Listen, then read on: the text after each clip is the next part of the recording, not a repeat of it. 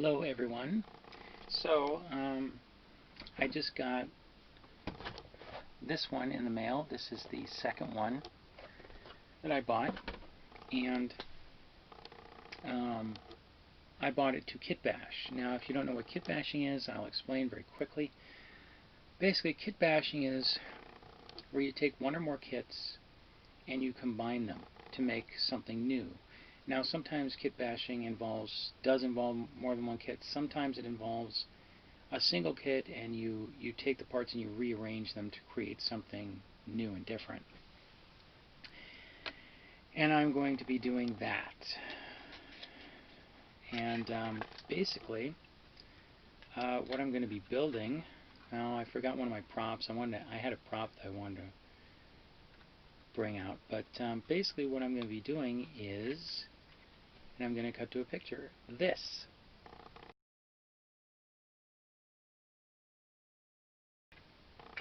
And so I'm going to be doing a single engine destroyer.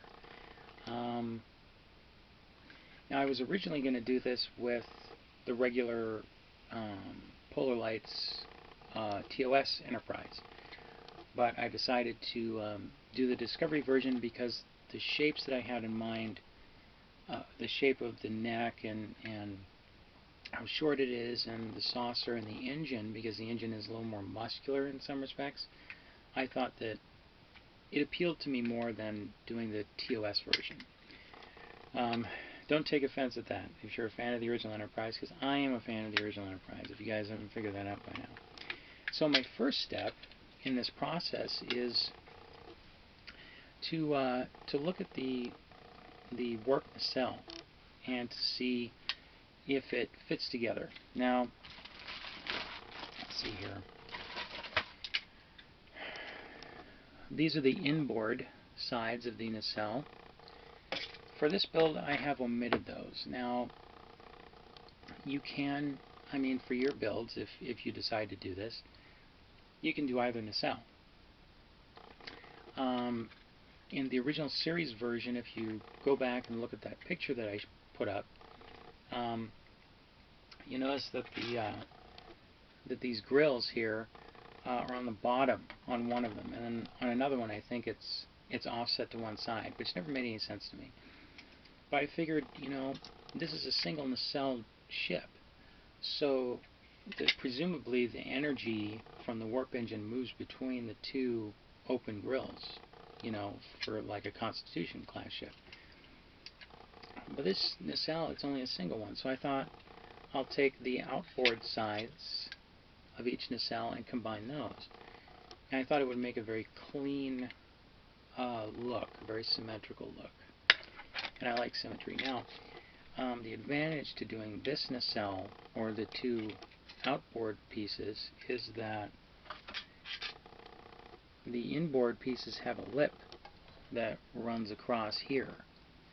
If you want to combine those two together, you have to remove that lip. On these, you don't have to do that. However, you do have to contend with the lower fin, because it's both the outboard pieces. You're going to have two fins on either side, and the nacelle will not fit together properly if you have both of them. So you have to remove it, and make it so that there's only one. So you're basically just cutting one off, and then you're cutting into the plastic a little bit and removing some excess material here, so that this, because it sticks out a little bit, so that this will mate with this one. In preparation for this build, I bought these, and being a girl, I use these things anyway, so just for doing my nails and whatever, and they're just handy to have around. And they're emery boards, and they're sassy and chic, and you get 12 of them, and they're very, very helpful. And with this particular set, I got these at the dollar store. You get a number of them, and in different sizes. So these are in slightly different shapes. So these are really handy. So I would suggest getting those, and I got them at Dollar Tree. Now, the engine, now that I've done this, is basically done. I will probably have to cut a small section out here, a very shallow rectangular section out of this side and the top of this side, which will allow the neck to mate with the nacelles and give it a stronger joint. So, you know, you see here, you cut the neck off here at the base, and then, you know, you could just use the plastic that's left over as a contact point. As a contact point. But if you want additional strength, you can remove some of this material on the top, and you can put a little plastic in here, just a little, you know, sheet styrene thin strip. You know, you probably want it to be, you know, thick enough so that it does add strength, and that will make a more secure connection. Now, the next section will be about removing the neck from the secondary hull, which is going to be interesting. I've done it a lot of times before. It's not something I'm afraid of. I just have to concentrate to ensure that I do it properly. So, yeah, and as you can see from the picture that I put up, the saucer remains basically unchanged. So really, the only modifications you're doing are to the nacelles, or the nacelle, excuse me, and to the secondary hull. It also leaves you with a whole bunch of parts left over that you could potentially use on other kit bashes. And that's what's cool about kit bashes, is that you generally end up with parts left over. And extra parts means you can have more options when you go to kit bash something else. So, yeah. And I mean, the reason I chose this model to modify is not only my how the design appeals to me, but also that this Enterprise is, it's still on the plastic, sorry. This Enterprise is fairly modular in its design, and that's what Franz did. He noticed that, and he created a lot of different designs. And so another design that you could do a ship with two nacelles, and you could use the pylons, you know, cutting them off here or something, and then attaching them to the bottom of the saucer, you know, and have it, because it's angled back, it'll look a little sleeker, and you can have it kind of coming back, you know, and have your nacelle there. And this is something that I've considered, once I'm done kit bashing this one, I'm going to have another full nacelle. And so what I could do is I could make a 3-nacelled ship by taking the pylons, cutting them off, sticking them here, having the engines out here, and then have the neck, and apply that 3rd nacelle to that neck, and you've got a 3-nacelled ship there. That's something I've also considered. Anyway, yeah, let's move on to the next section. Okay, so we've begun working on the neck here. It's hard for me to get enough light because it's getting darker, but basically I'm taking the X-Acto knife in this orientation, you know, with the blade down as you normally would cut. I'm basically cutting into the plastic at a point. I used Used a mechanical pencil to mark an area. Not that I really need it. I pretty much know where I'm cutting. But I ran the blade across there a few times to basically start a line, to begin a channel in the plastic. Once I've got my line established and it's well established, you want to make sure that you don't do this before you really have a channel there. I take the X-Acto, turn it around, and cut along this with it backwards. That will remove a lot more material on each pass than simply using the sharp end of the blade. And I've already removed this section. You can see that there. And it's fairly clean, it's good enough. And I can use this as a guide for this. So I found that's often helpful. Once you cut one, you can use that as a template for making more or cutting more or whatever you need to do. Alright, so it's taken me about an hour and a half to modify the engine and the neck. So I'm going to do a dry fit test here. And those are always good things to do.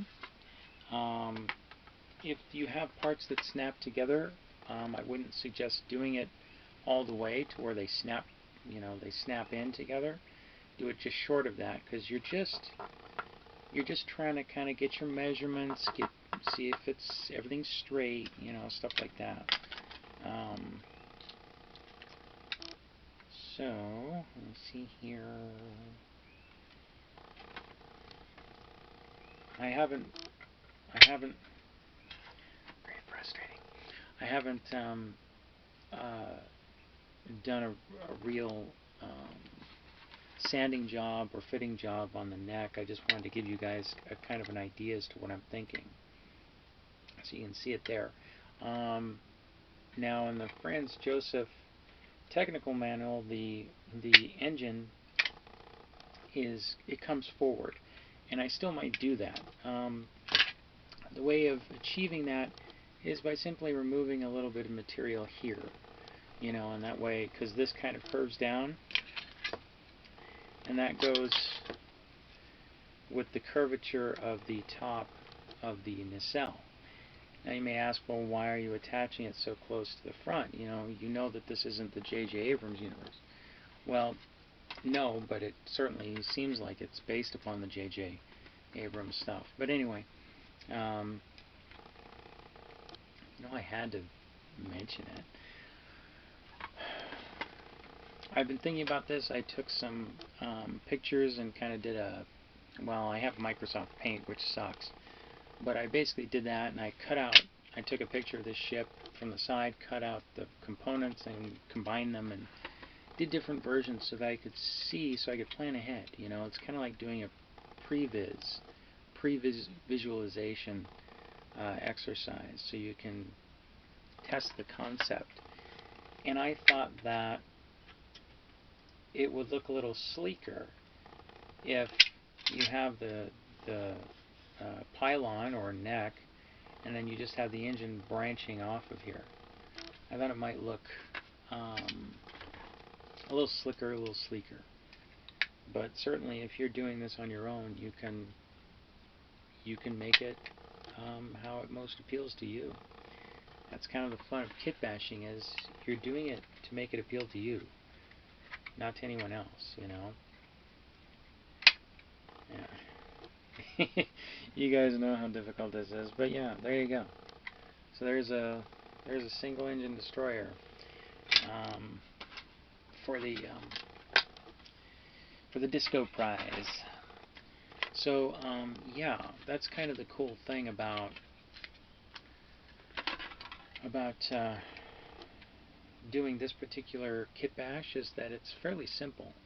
And when I wasn't a little kid, but I was like 14 or 15 or 16 or something, I bought a whole bunch of those little three-piece sets. You remember the three-piece set that originally came out in the 70s and had that really cool box art?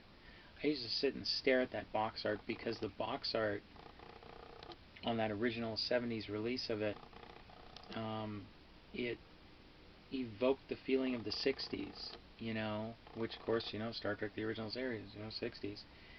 I used to stare at that and I just loved it. But at a certain point, I went to this liquidation place and they had a whole bunch of them, and so I bought a whole bunch of them. And I actually built this ship out of one of those little small ones. So this is not my first foray into building this particular type of starship. So yeah, we're well on our way. Now, there's another issue, and I don't have it over here, but the other issue, which I have not yet addressed, is the stand. Okay, so we have the nacelle on the bottom this time. And so the stand hole will need to be drilled in the bottom of the nacelle. This, of course, will just require measuring and careful cutting and that kind of thing. And if you don't have this kit, the stand is very big. Let me pull it out here. Pretty big stand. Well, this thing for the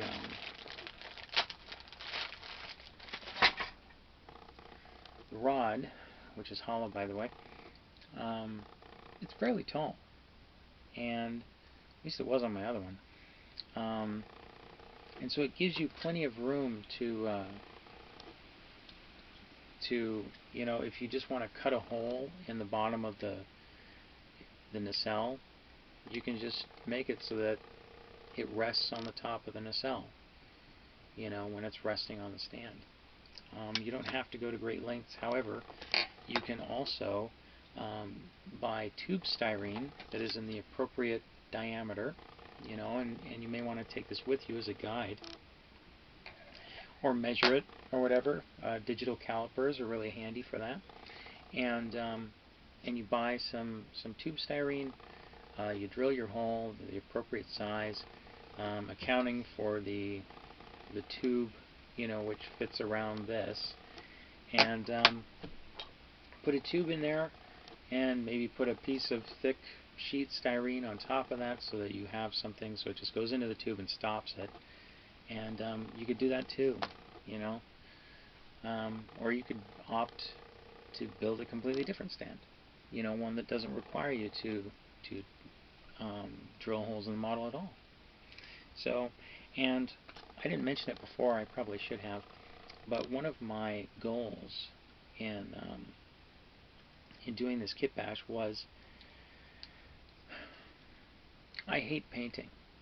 Painting is, for me, like, it is like ripping my own fingernails out. It's that tedious, that aggravating, because there's so many factors, there's so many environmental factors. I have yet to build a model where I didn't get one single piece of dust or lint under the paint. And it drives me nuts when it happens. Like, I just, you know, I'm so aggravated, I want to rip my own face off, you know. I wouldn't suggest doing that though. So I try to avoid painting whenever possible, and because this one is essentially molded in color, I wanted to and I wasn't going to paint it. I had to be very careful in my cutting, you know, so that I'm not damaging the plastic. If you bend it too much, it'll show stress marks, like white stress marks. I'm trying to avoid that, and so I'm being very careful in my cuts and stuff. So that's another factor for my build. If you're painting it, you probably don't need to worry about it too much. But yeah, there she is. Do it so you guys can actually see the interesting part. So that's it. So what's next for me? Well, I'm going to sand this other side. get it as smooth as possible. What I'm probably going to do is insert the windows next, and then that will give me an idea as to how much surface area I can use for my lip edge connection thing that I'm going to have coming out of here and going into the nacelle, and then I'm going to cut the hole in the nacelle for the reinforcement. And then yeah, just start doing painting stuff. So yeah, this has been fun. I've really enjoyed it, and I hope you've enjoyed watching me do this. Now, the picture that I posted of the, I guess it's the Hermes class, the single-engine destroyer. It has the, what do you call it? This thing, the deflector dish. I knew what it was. It has that coming out of. Awesome. It has that coming out of the sensor array here, the primary sensor at the bottom of the hull, and it's just a shaft, and then it has the deflector on there. I'm like, you know, I don't really like that. And so I've been trying to figure out ways of putting it on here. Where could I put it? And you know, this neck is so, and part of the problem with the Hermes and the other destroyer that's kind of like it is that, you know, the deflector partially obscures the Bussard collector, which is, you know, kind of a problem. And so it's like, and this one has an especially short neck, and so it's kind of like, you know, what do I, you know, where am I going to put it? And I think I'm just going to omit it. Now, one nice thing about doing kit bashes is that, you know, part of the fun of it is taking another kit and adapting it to suit the needs of this one. And I have something in mind that I've been wanting to do, so I can build a deflector, but it won't be a dish. It's going to be something different.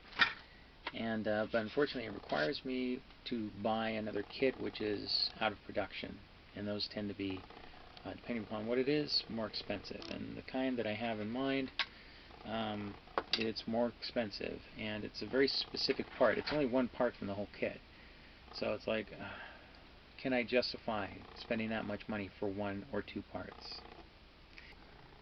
I have the neck here, and it's being held together, being currently glued. And you'll notice I have a little bit of styrene coming out here. It looks like it's in kind of an odd shape, but that's to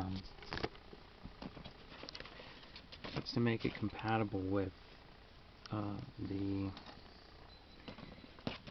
Here, let me take a couple of these off.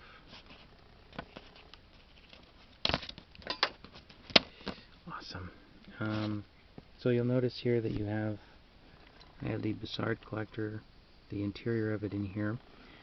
This is actually, I painted it high contrast because I'm going to be using a color, and the color that I'm using pretty much obscures the thing anyway, and so I wanted it to just be in high contrast. But you'll see here, it's a weird shape here because I had to cut it around the interior of the Bussard collector. So we have here the bottom of the saucer, the neck, and we have the engine. Warp engine is largely done.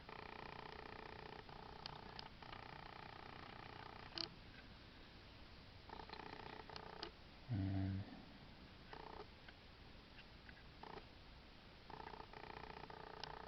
I think it looks pretty clean.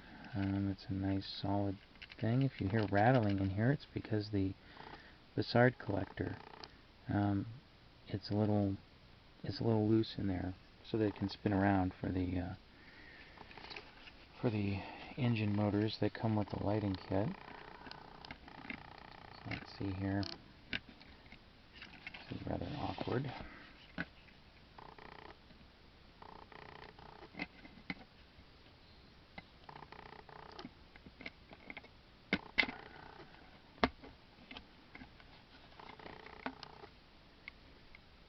So, let's see if I can. There we go. Gives you an idea as to how it connects. A little bit of a gap, but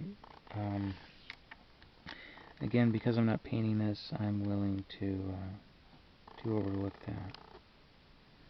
So yeah,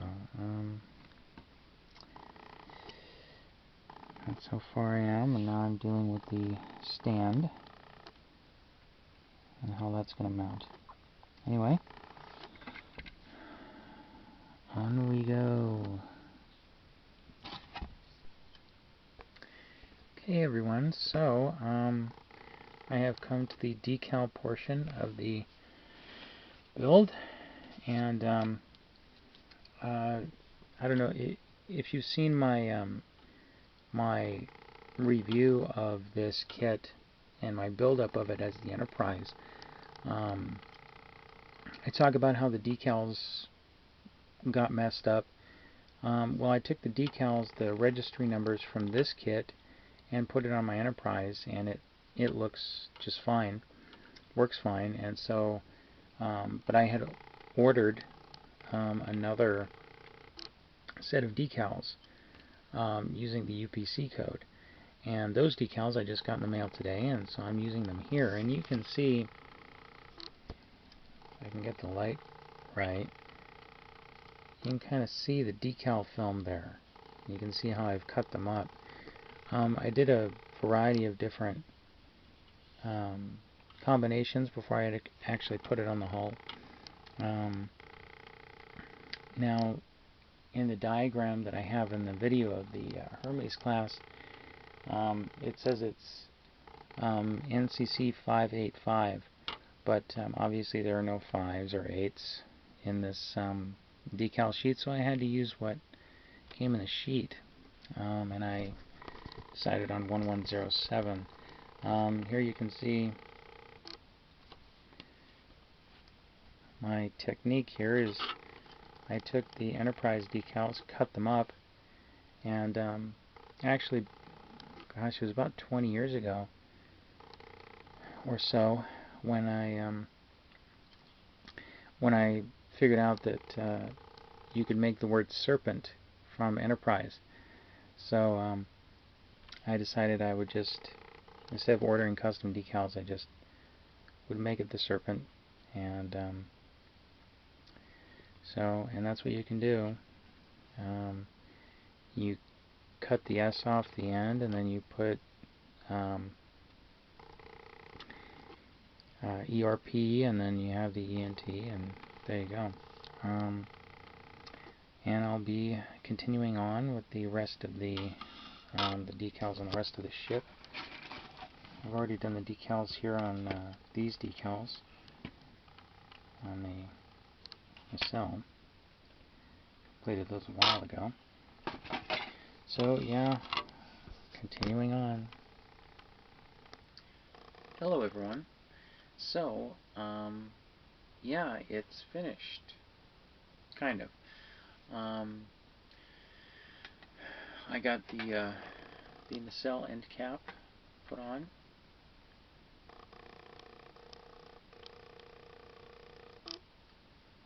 And it's a flat sky blue.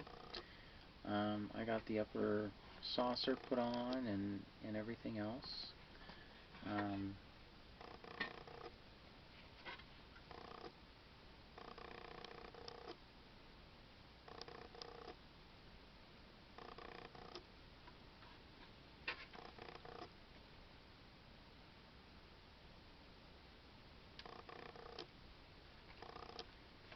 So, yeah.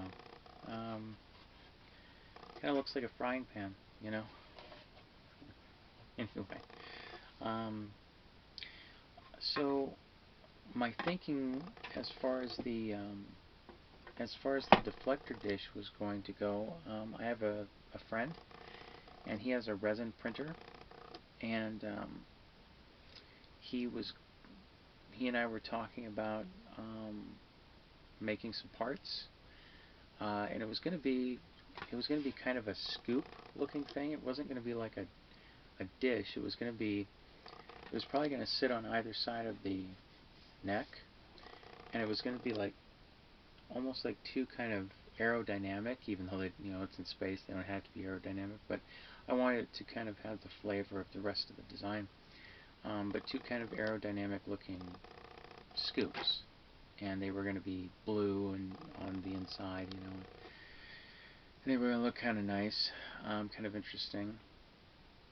But I decided, given my collection and everything else in my limited living space, that I kind of had to pare things down a bit and go down to the bare essentials. And this is one of the things that I have decided to part with.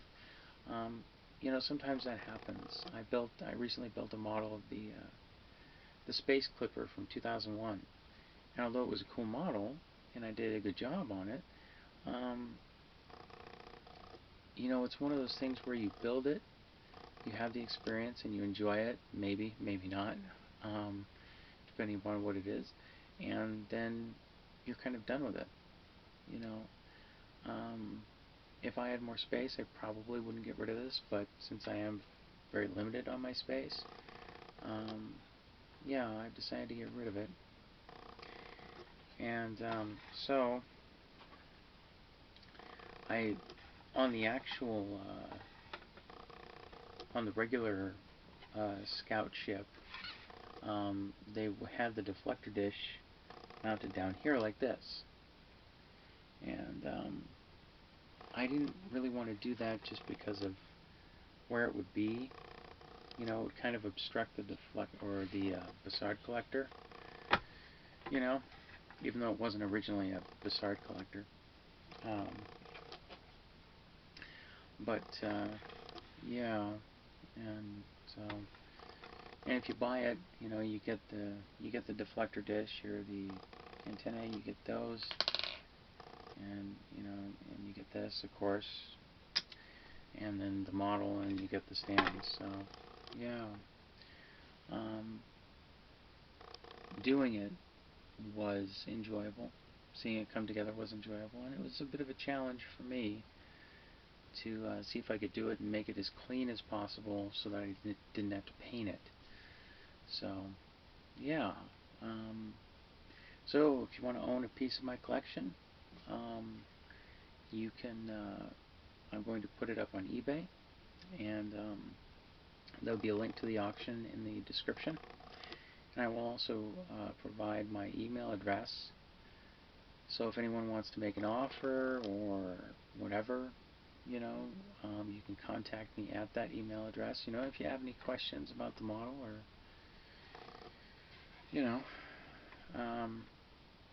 you can ask me. So yeah, it's been an interesting build, and I accomplished it, so that was kind of the big thing. Anyway, that's it. Thanks for watching. Bye-bye.